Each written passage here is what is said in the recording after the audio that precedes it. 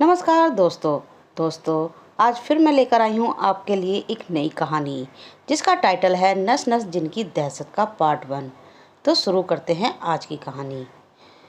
Rouble खली दुनिया का सबसे मशहूर और खौफनाक रेगिस्तान है।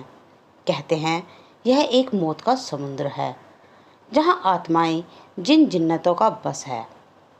इसके अलावा कुछ ऐसा राज दफन है यहाँ जो कभी रोशनी में दिखाई नहीं देते। सदियों पहले एक बड़ा कबीला यहाँ बसा हुआ था जहाँ अब सिर्फ गिने चुने घर ही बचे हैं। उन्हीं घरों में एक घर रिहाना का था। रिहाना एक विधवा औरत थी जिसके आगे पीछे रोने वाला कोई नहीं था। लोग कहते हैं कि रिहाना के पति को रेगिस्तान ने निगल लिया था। ना तो किसी ने उसकी लाश देखी और ना ही उस बेचारे का कोई निशान मिला। कबीले की कुछ औरतें आम दिन रिहाना को बांझ होने का मजाक उड़ाती थीं। उनकी हंसी रिहाना के सीने में जहरीले तीर की तरह चुभती थी। देखो, इसको ये वही औरत है ना जिसका शोहर उसे रातों रात छोड़कर चला गया।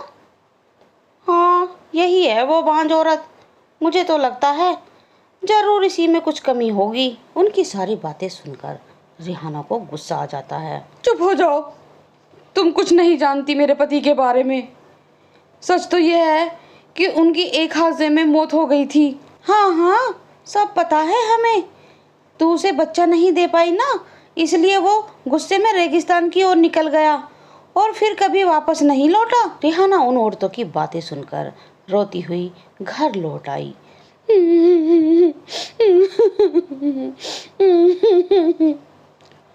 और खुद ही कुछ बड़बड़ाने लगी।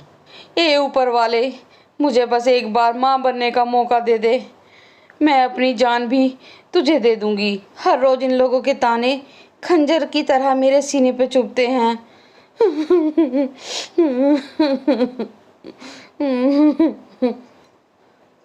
रिहाना ने मन में ठान लिया था कि अब किसी न किसी तरीके से औलाद हासिल करके ही रहेगी। तो उसने सुना था कि रूबल खली के रेगिस्तान में एक जिन मौजूद है जो उसकी हर मुराद पूरी कर सकता है, जिसे सिख जिन के नाम से जाना जाता है। रात होते ही रिहाना मुंह पर नकाब लिए रूबल खली के रेगिस्तान की ओर निकल पड़ती है और एक सुनसान जगह पर रुककर सिख जिन को याद करने लगती है। हे जिन, मैं अपने आप को तुझे सौंपती हूँ। बस मेरी एक मुराद पूरी कर दे। बस मुझे एक बच्चा दे दे। रिहाना काफ़ी देर तक वहाँ बैठी रही लेकिन कुछ फ़ायदा नहीं हुआ। उसने एक आखिरी बार ऊंची आवाज़ में जिन को याद किया। मेरा इम्तिहान ना ले, मैं मजबूर और दुखों की मारी हूँ। मुझे और ना मजबूर कर।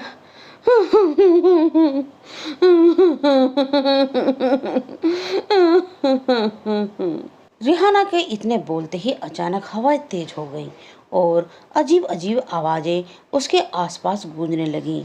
वो खौफनाक आवाज़ें सुनकर रिहाना की रूह कांप उठी। रिहाना को लगा कोई और बलाएं हैं जो उसको पुकारने पर वहां आ चुकी हैं। उसने वहां से भागने की कोशिश की। तभी एक आवाज़ ने उसके कानों में दस्तक दी।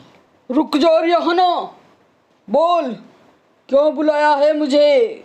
रिहाना घबराहट से वहां थम गई, जैसे उसके पैर रेत में धंस गए हों। रिहाना ने धीरे से पीछे मुड़कर देखा और एक खौफनाक जिन उसके सामने खड़ा था। उसकी एक आंख थी जो खून जैसी लाल सुर्ख थी। रिहाना ने जैसे सुना था, यकीनन ये सिख जिन ही था जिसका आधा शरीर इंसानी और आधा रेत से बना हुआ था। गुस्ताखी माफ़ है जिन। मैं जानती हूँ कि तू ही वो जिन है जो बांझ औरतों की मदद करता है। मैं एक बांझ औरत हूँ और मुझे तेरी मदद से एक बच्चा चाहिए।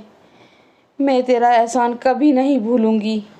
मैं तेरी हिम्मत की दाद देता हूँ जो तू बिना डरे यहाँ तक पहुँच गई। तेरे पति ने भी यही कहा था। सौदा करने आया था लेकिन फिर रेत ने उसे हमेशा के लिए निगल लिया। अब तू बता रिहाना, क्या तुझे लगता है कि तू उससे भी ज़्यादा हिम्मत वाली है? मैं औलाद का सुख पाने के लिए कुछ भी कर सकती हूँ। एक बार फिर सोच ले। अगर कुछ अनहोनी हो गई तो बाद में मुझे दोष ना देना। मुझे मंजूर है। उस रात रिहाना ने सिख जिनके साथ एक ऐसा सौदा किया जहां इंसानियत पूरी तरह ख़त्म हो जाती है।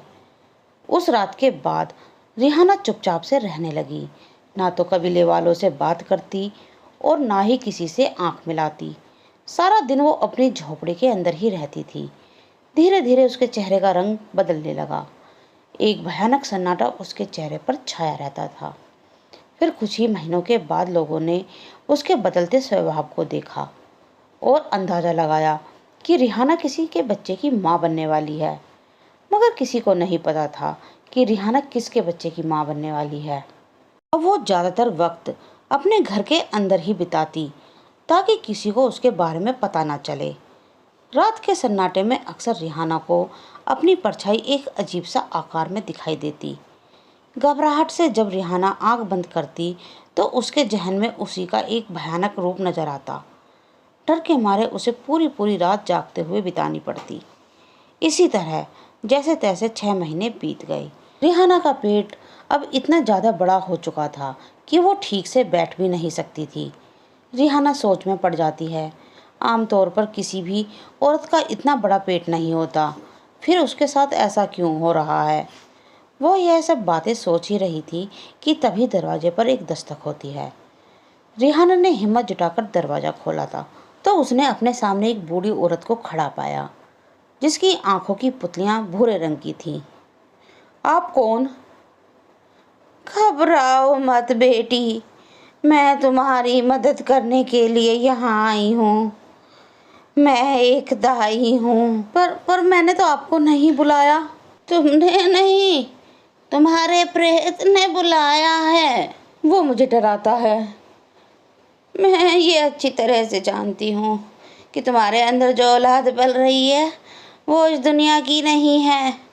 अगर इसे वक्त पे रोका ना गया तो वो तुमसे तुम्हारा वजूद छीन लेगा। दाई ने जैसे ही रिहाना के पेट पर हाथ रखा, उसकी सफ़ेद आंखें चमक उठीं। वो कुछ देख रही थी जो किसी आम इंसान की आंखों से कभी नहीं देखा जा सकता था। उसने देखा कि रिहाना के पेट में जो बच्चा पल रहा है, उसके शरीर में एक हाथ, एक पैर और एक ही आंख नजर आ रही थी। मेरी बेटी, यह कोई आम बच्चा नहीं है, यह एक नस जिन है। तूने सिख से सौदा करके अच्छा नहीं किया। उस शैतान ने तुझे धोखा दिया है। नहीं, यह सिर्फ मेरा बच्चा है, मैं इसे कुछ नहीं होने दूंगी। ये नस है, यह उस सिख का वारिस है। अगर यह इस दुनिया में आया तो कई लोगों को अपने जान से हाथ धोना पड़ेगा। अब पहले कि यह इस दुनिया में आए, इसे मार दे रिहाना, इसे मार दे। मैं इसे नहीं मारूंगी, चाहे तुम इसे जिन कहो या शैतान। यह मेरा बेटा है, मुझे फ़र्क नहीं पड़ता वो किस दुनिया से आया है। पागल मत बन रिहाना, ये बच्चा नहीं बल्कि एक शैतान है। अगर ये बच्चा जिंदा रहा तो कबीले को कच्चा चबा जाएगा और सबसे पहले तुझे मार कर खाएगा। मेरी बात याद रखा। दाई की बात खत्म होते ही रिहाना के पेट के अंदर से एक अजीब सी आवाज़ गूंजी और उसके साथ ही हल्की सी गराहट।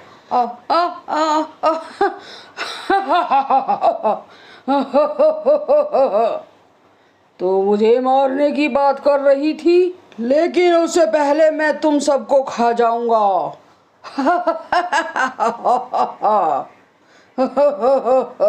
और तभी रिहाना के पेट में अचानक तेज दर्द होने लगता है।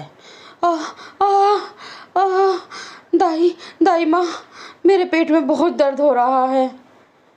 अब बहुत देर हो गई है रिहाना, तेरे किए की सजा अब हम सबको भुगतनी पड़ेगी। थोड़ी देर में ही रिहाना का पेट फाड़कर वह शैतान बाहर निकल जाता है और उसी पल रिहाना की तुरंत मौत हो जाती है। इसके बाद दाई की गर्दन पकड़ लेता है। अब तेरी बारी है बुढ़िया। मुझे छोड़ दे शैतान, छोड़ मुझे। नस दाई का गला एक ही झटके में मोड़ देता है और उसे मौत की घाट उतार देता है। लजीज। आखिरकार मेरा वारिस पैदा हो गया। आजा नस नस, मेरे पास आ। ये रूबल खली के लोगों का काबिला अब मेरा शिकार बनेगा।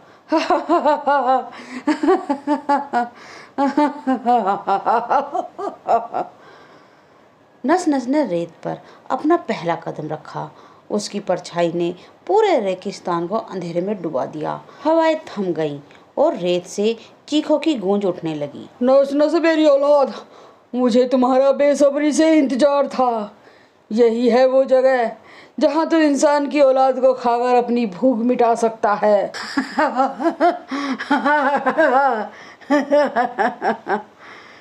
जितने तू लोगों को मौत के घाट उतारेगा मेरे बेटे, उतनी ही मेरी ताकत बढ़ती जाएगी। वहाँ देख, वहाँ देख, तेरे लिए पहले से ही 2 शिकार मौजूद हैं।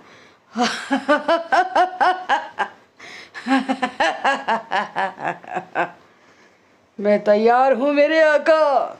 वहाँ से कुछ दूर रात के अंधेरे में 2 मुसाफिर अपने ऊँटों के साथ ठहरकर आराम कर रहे थे और तभी उनमें से एक आदमी को अचानक डर का एहसास होने लगा, जैसे कोई उन्हें दूर से घूर रहा हो। भाईजान, यहाँ कुछ गड़बड़ है। अरे मियाँ, तुम खामखा डर रहे हो।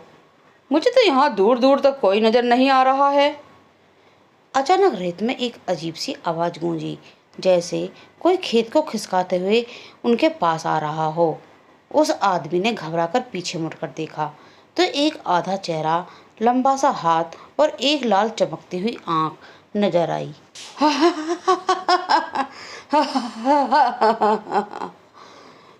कौन हो तुम? तुम्हारी मौत। ये तो शैतान है। यह तो नस नस जिन है, जो जिन्नों में सबसे खतरनाक जिन माना जाता है। हाँ, और तू मेरी पहली दावत का हिस्सा है।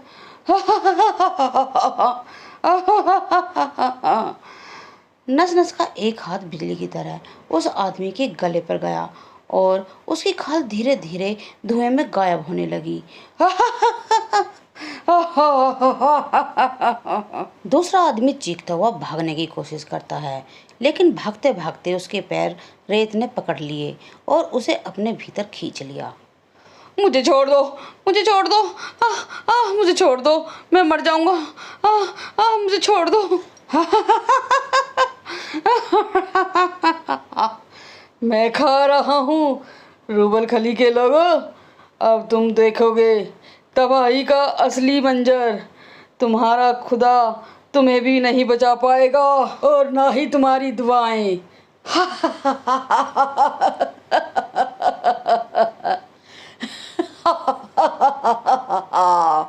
दोस्तों, मेरी ये आज की कहानी यहीं समाप्त होती है। उम्मीद करती हूँ इस कहानी का फर्स्ट पार्ट आपको ज़रूर अच्छा लगेगा। तो दोस्तों, मेरी ये कहानी सुनने के लिए मेरे चैनल को लाइक करें, शेयर करें और सब्सक्राइब करना ना भूलें। और हाँ, बेल आइकन ज़रूर दबाएं, जिससे कि आपको मेरी नई नई कहानी सुनने को मिलती रहे। और अगर आपके पास कोई अच्छी कहानी है तो आप मेरे चैनल पर भेज सकते हैं, जिससे कि मैं आपकी कहानी अपने चैनल पर बोल सकूं। धन्यवाद।